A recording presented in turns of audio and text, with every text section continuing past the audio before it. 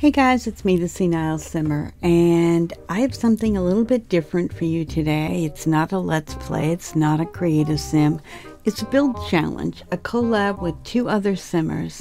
One of us made a beautiful build, one of us got to spookify it or trash it up, and one created the families to live in those builds.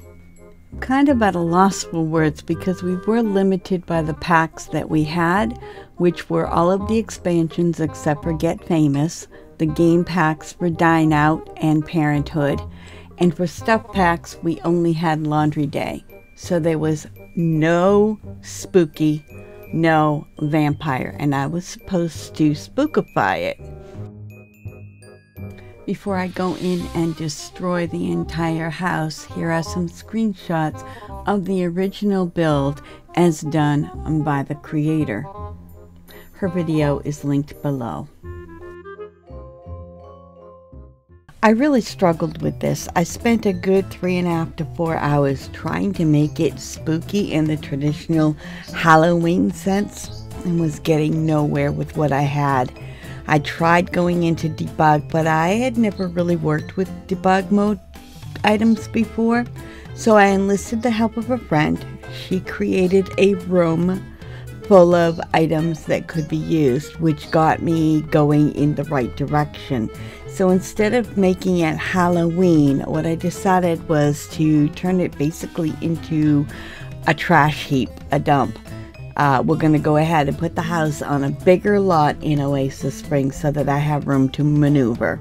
So I started out with some of the vines and whatnot that she had provided me with. And it wasn't long before I went into debug mode myself to pull out some items that I wanted. I decided to definitely make the front yard very overgrown.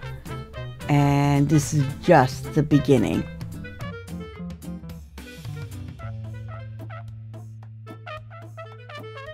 Then I thought that maybe someone had tried to barricade and fence it off away, over the years, over time, but even the fences were starting to fall down by now.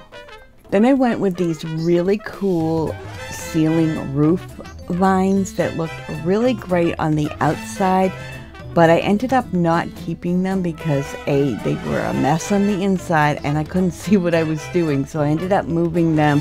And then I believe I eventually just deleted them. At this point, I also decided that over time, those palm trees that were there had probably seen enough weather to be, a bit bent. Here's some landscaping out back. We're just putting in all of the shrub grass, and it's grown up inside the fence. It's really just taking over the entire backyard at this point. I found those really nice grasses, the browner ones, that gave it more of a dimension and also made it look like some of it was dying, which I thought was a nice touch. Found these boxes that I thought would be great just to stick around the front yard, here, there, everywhere, and those come into more prominence later on. Then I found this particular ground cover, and I may have gone a little crazy with it, but it did such an effective job. Spent some time on the back fence because, over time, generations have gone by and perhaps they've changed the back fence. Perhaps it's in a state of disrepair. You don't know. But then I got a little obsessed over the fence and I tried a whole different bunch of them. Then I found vines and I became obsessed with them and put them everywhere. On the front and on the side. And even out back.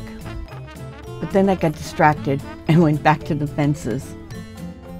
And finally settled upon a fence that I kind of liked. But that took some time. I must have spent a good hour just on these fences before I came across this particular fence right here. From here we worked on the pool a little bit. We put some rocks out front and also out back. Then we continue to work on the pool. We put some more vines up around the house.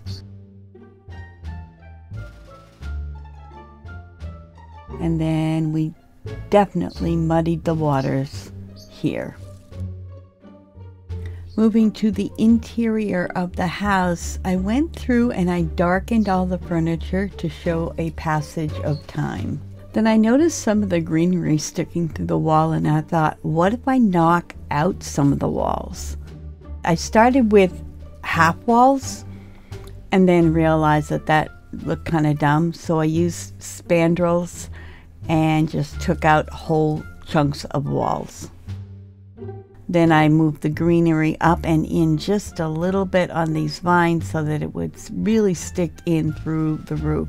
Then we got this broken down refrigerator, a broken down stove, thank you to my friend, and a broken down bathtub. And we threw some trash on the kitchen floor. I decided I'm going to need a little more vinage to cover up the fact that the walls are missing. I knock out another wall over here by the study area.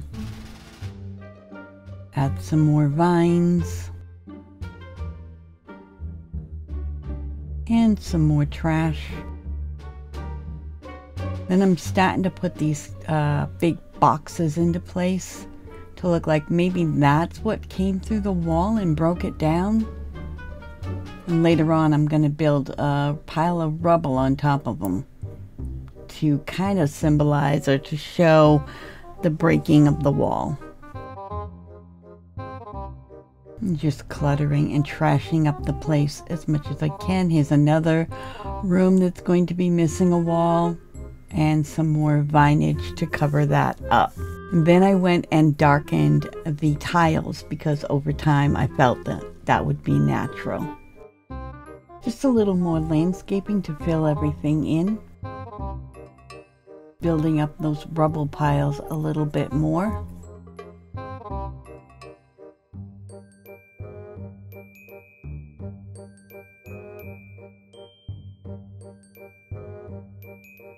And then it was time to go ahead and save it to the gallery to move it to the lot it's supposed to be on.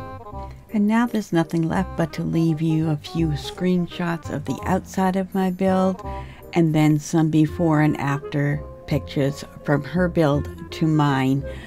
Be sure to visit the other people that are participating in this collab and go ahead and give their videos a like, leave a comment. I hope you enjoyed this, and until next time, I will leave you with hugs and cookies. Bye-bye.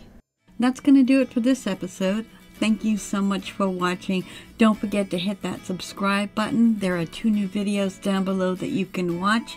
Leave a comment if you'd like. I usually do reply.